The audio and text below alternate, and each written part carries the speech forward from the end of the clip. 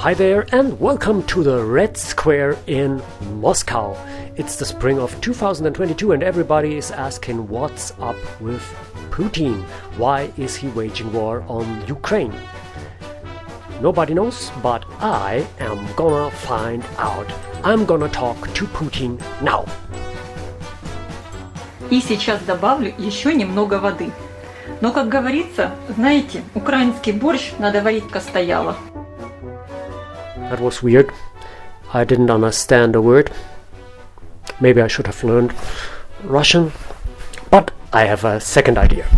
Behind me is the Museum of the History of the Russian Cinema. More than 60 years of Russian culture at our fingertips. Maybe our answers lie not in the present, but in the past. So join me now as we enter the history of Russian cinema in search of the future.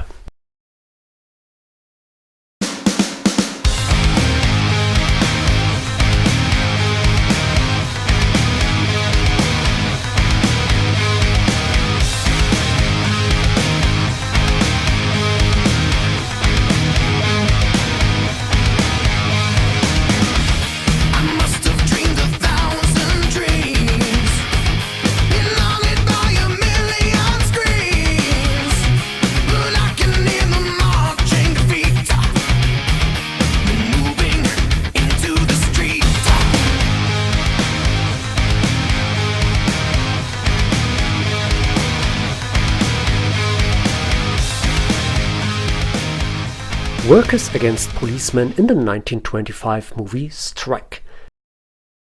Scenes as these were not unusual in Russia at the time. The transition from the Tsar to socialism had brought the country more than 20 years of uprisings, revolutions and civil wars. Strike was directed by Sergei Eisenstein, who was famous for two things: his hairdo that directly inspired David Lynch's Eraserhead, and his second feature film, Battleship Potemkin.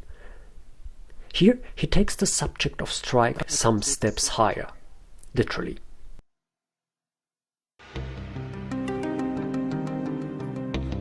On a giant staircase in Odessa, Ukraine, the armed forces of the state attack helpless civilians. This time not with water, but with guns.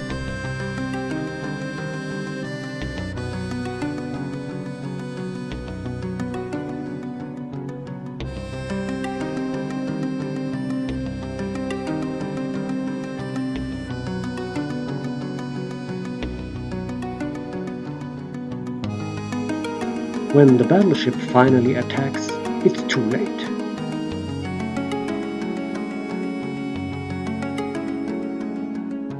Battleship Potemkin is but one example of the great power of Russian silent cinema. Like in no other country at the time, the filmmakers experimented with the possibilities of editing and camera movement.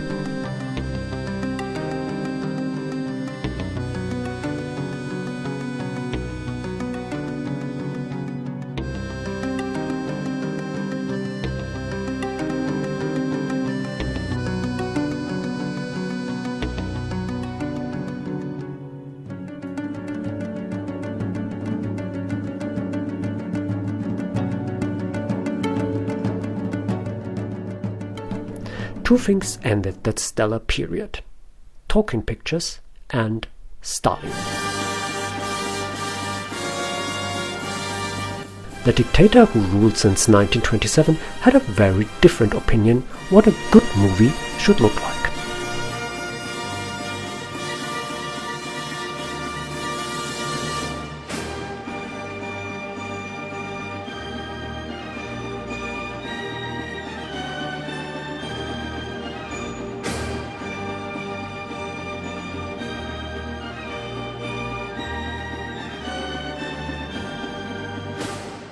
As with other absolute regimes, his desire for power, greatness and eternity was much better served by architecture or sculptures.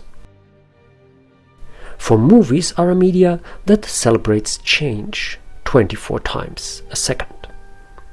While some filmmakers joined the propaganda, others resisted. Sergei Eisenstein's Ivan the Terrible was a thinly veiled parody of Stalin.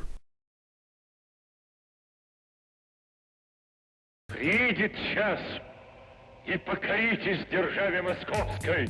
Сейчас признает царя московского самодержцем всея Руси.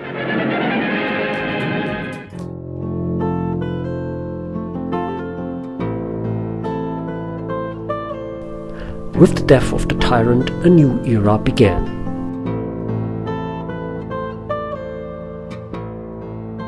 For the first time, Russian cinema could create films that were not heroic, but human.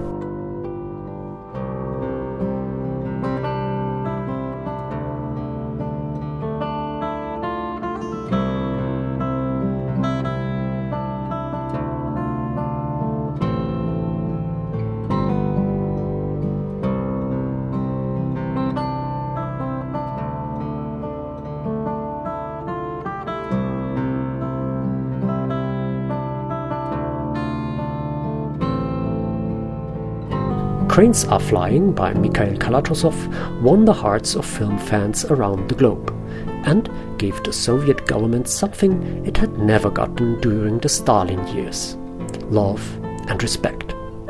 Of that, they wanted more. They were finally ready to spend millions on pictures that would combine patriotism and art.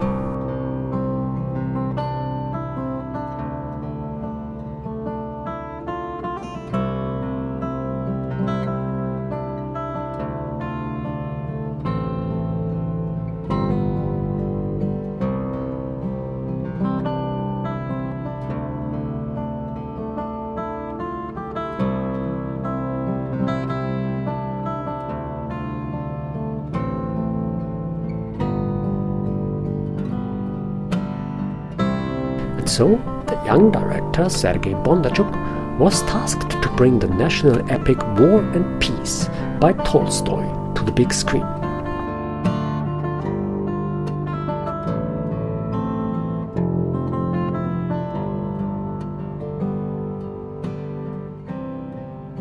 A giant production with almost unlimited budget and only one goal: to create the biggest epic film ever.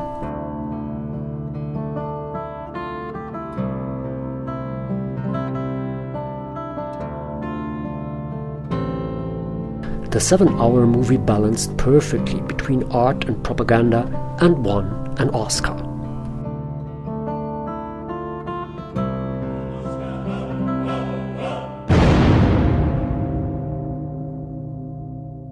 Another young director with a patriotic script in hand was Andrei Tarkovsky.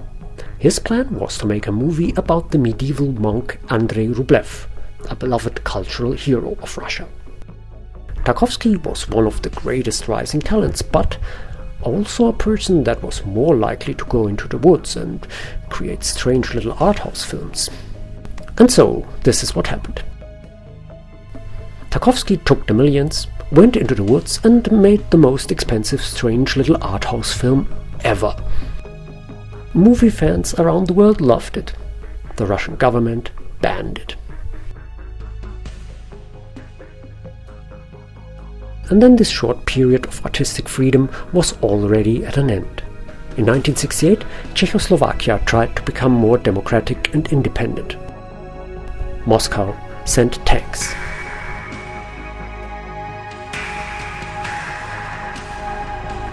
Okay, wait a moment. I think this is where we found our answer. Let's go back a few seconds. These are the real protesters from Prague in 1968. And these are the people from Strike in 1925. Both groups are roughly on the same level of technology. Just people walking around. But here's the other side. In Strike, the police has water hoses. In Potemkin, rifles. In Prague, tanks.